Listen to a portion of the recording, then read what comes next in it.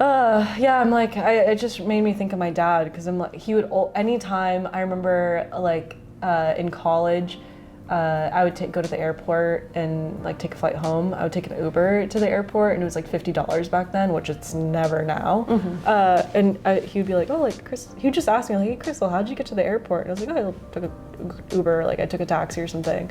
And he was like, how much did it cost? I was like, $50. He was like, you know, that's like 5 hours of work for someone, you know? Yeah. And like you just spent that. Well, I was babysitting at the time and I would get like $15, $20. He was like, you know, that's like 4 or 5 hours of babysitting that you just spent on an Uber and you could easily have taken the train. Like you have to start thinking about money like that. And I was like, like worth it.